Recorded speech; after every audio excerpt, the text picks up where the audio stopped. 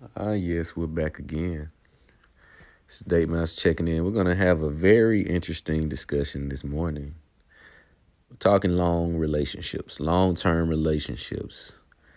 What do they do for and to you? It's an interesting concept and something to have a discussion about.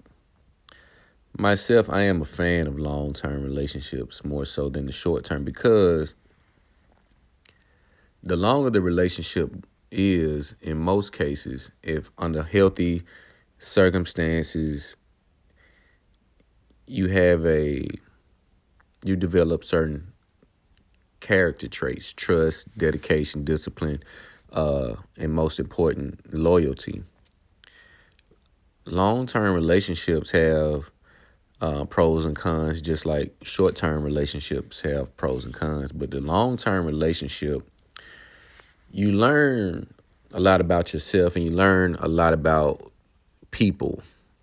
Not people so much as in the different types of people, but you learn people in what someone outside of yourself may do on a normal basis, the ups and downs, the emotions, the wins and losses. You're going to see a lot of everything in a long-term relationships. In a long-term relationship, well, one would ask, well, what do you define as a long relationship? A long relationship in my eyes would be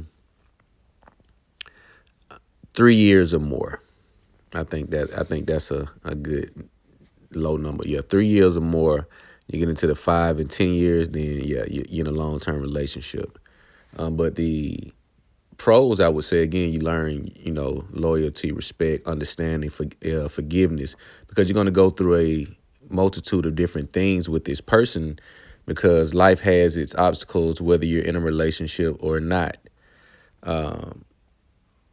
It can also, help you to focus. You don't have a lot of outside distraction. You don't have to worry about being different for different people, taking on different energies. You go into relationships, whether it's friendship or intimate relationship, can drain you and change you. Because if a relationship was to end, in a lot of cases, it may have ended on bad terms. Rarely do you see relationships end on good terms. That is a rare thing. So if you go to going through these short term relationships, or you going in and out, in a lot of cases we can speculate or assume that it ended on bad terms, which is essentially trauma. It may have been some emotional trauma, it may have been some physical trauma. It could be a plethora of different things, but these things have an impact on you. It has an impact on your spirit, your mind, your views. So if you're continuously going in and out of different relationships, you must understand the collateral damage that is being left, or the baggage that you're bringing along to the next relationship. What these things can do for you is to you build families, you build companies, because the longer the relationship, the more trust, the more reliance, I would say, the more invested you are in the relationship, the more dedication, the more value you're going to put on the relationship. So you're going to move with this person with a higher level of respect. Most people get in these situations on the woman's end. I can say that they may lose respect for their man the longer they're with them, because they do have this thing called the Coolidge effect.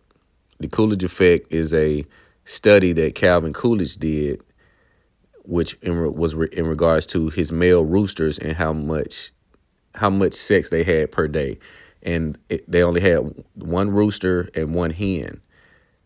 So it may have been multiple hens, but they were the same few hens, and the amount of sex over time decreased because his testosterone decreased the longer he was with the same hens.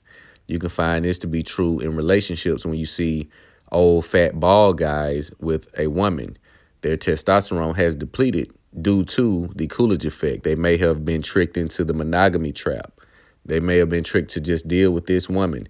Not saying that you cannot deal with one woman and still keep your T levels or testosterone pumping. You absolutely can. The thing is, most men are not aware of this. Most men have been programming, indoctrinated just to be a wallet and a dildo. They have no knowledge of self, no value of self, no identity. So they don't even know why they're aging horribly and getting worse as they age versus getting better. They have not put themselves first or put themselves as a priority. They put their woman as a priority, and she drains the testosterone out of you, meanwhile fueling her estrogen. This is how you see the difference in the male and female biology. A woman's libido increases, her estrogen increases as she ages. Your testosterone decreases as you age. So you can see the energy transfer in that realm. This is why you have the term cougar and sugar daddy. The sugar daddy is trying to get he's trying to get his masculinity back but he's trying to pay for it. The cougars who could also be sugar mamas are using their estrogen and femininity that they have neglected for so long, which is why they have to be a cougar in the first place. They're just now tapping into the feminine, submissive.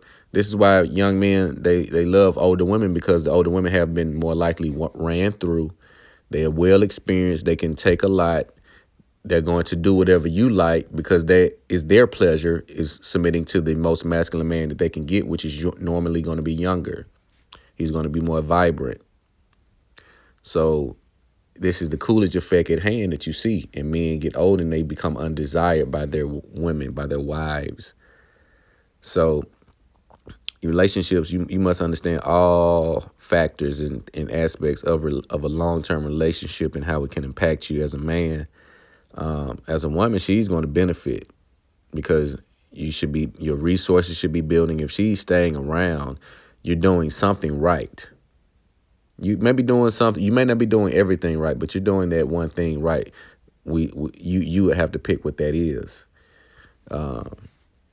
What they also again teach you teamwork, how to work with a significant other or just another person in general. The longer the relationship is, you should be collaborating on projects, things, moving. It doesn't have to be monetary or for profit. It could be anything. But you learn how to, communicate. You learn how to, work with others, especially the opposite sex. If you're going to be married or dealing with this person long term, if you don't know how to communicate, it's a wrap. It's a wrap. And if you're scared to communicate, that is also a wrap as well. Now, this is the thing, what they would do to women. What they would do to a woman, it makes her complacent in a lot of cases. And then what she'll do is think the grass is greener. Long relationships, in some cases, the longer a person is in the relationship, the more they want to get out. But they've been in a relationship so long that it made them codependent. This is the crippling effect of the long-term relationships, especially at a young age. It makes the people, whether it's male or female, codependent to where they don't even know how to be alone. They don't know how to be single. They don't know how to mingle, without their significant other on their side. And that is crippling it. You'll become stagnant because they think a woman or man is necessary for their life to be complete and valid. So it can make you codependent. It can make you obsessed with the opposite gender being in your presence at all times. This is how you have stalker boyfriends, ex-boyfriends. They can't leave this woman, even if it was for a short time. But the longer the invested relationship, the more he's prone to stalk and still try to pursue her because he's invested too much. You see people throw away 10-year relationships. 10 years. You see people throw away 20-year relationships. I think Sylvester Stallone just got divorced, and I don't want to use a celebrity as a muse, but just taking his situation for an example because it is a real thing, even though he's a celebrity. He was with his wife 25 years.